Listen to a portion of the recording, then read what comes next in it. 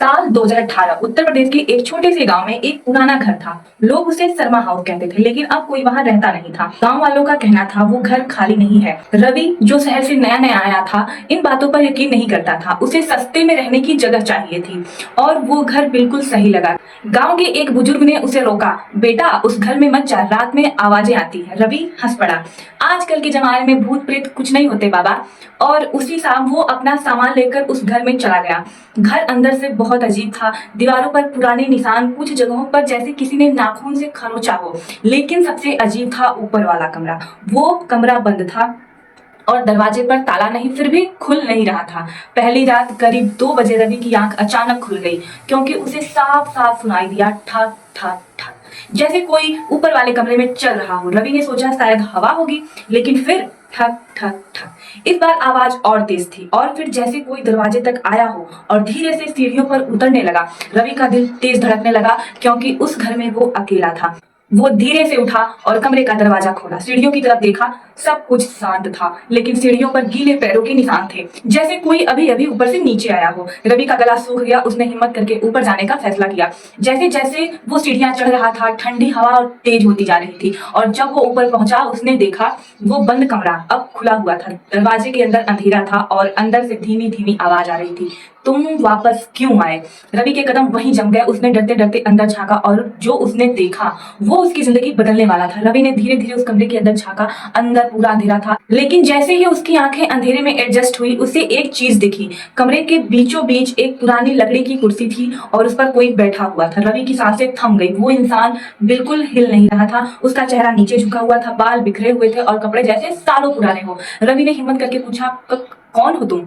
कुछ सेकंड तक कोई जवाब नहीं आया। फिर अचानक कुर्सी खुद ब खुद हिलने लगी, कर कर कर, और धीरे धीरे वो इंसान अपना सिर उठाने लगा। जैसे ही उसका चेहरा दिखा, रवि के पैरों तले जमीन खिसक गई, क्योंकि उसका चेहरा बिल्कुल इंसानों जैसा नहीं था। आंखें पूरी काली, मुंह से खून टपक रहा था और वो मुस्कुरा रहा था। फिर उसने बहुत धीमी आवाज में कहा, तुम यहाँ क्यों आए? रवि पीछे हटने लगा, लेकिन तभी दरवाजा जोर से बंद हो गया, धड़ाम।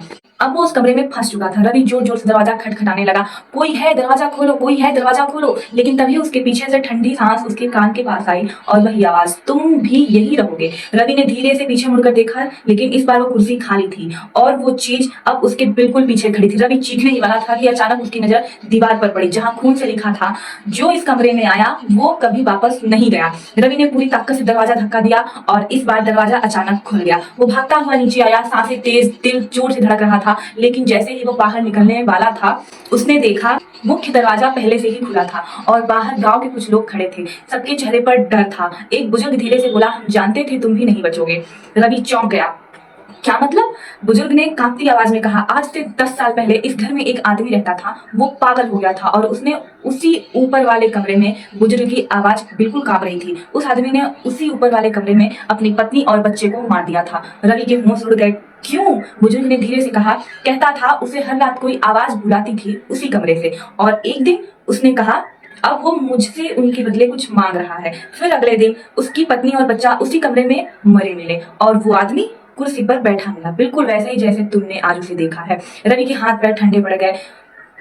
फिर क्या हुआ? बुजुर्ग की आंखें डर से फैल गई। वो आज तक नहीं मिला। ये सुनते ही रवि धीरे धीरे पैर हटाने लगा। उसे लग रहा था कि कोई उसे देख रहा है। अचानक ऊपर वाले कमरे की खिड़की अपने आप खुल गई। उसकी नजरें ऊपर चली गई और जो उन्होंने देखा सबके होश उड़ाने वाले थे। खिड़की के अंदर वही काली आंखों वाला वो चेहरा खड़ा था और वो सीधे रवि की ओर देख रहा था। फिर उसने धीरे से मुस्कुरा कर कहा, मैंने कहा था ना तुम भी यही रहोगे।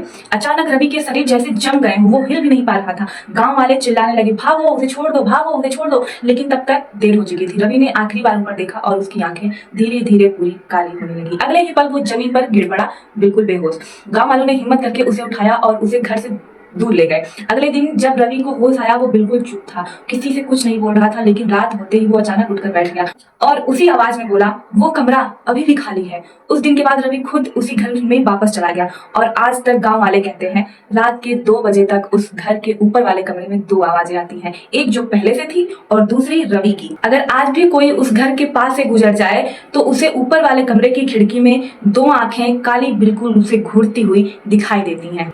दोस्तों, अगर आपको हमारी वीडियो पसंद आए तो वीडियो को लाइक, कमेंट और हमारे चैनल सावली पंख सब्सक्राइब जरूर करें। धन्यवाद।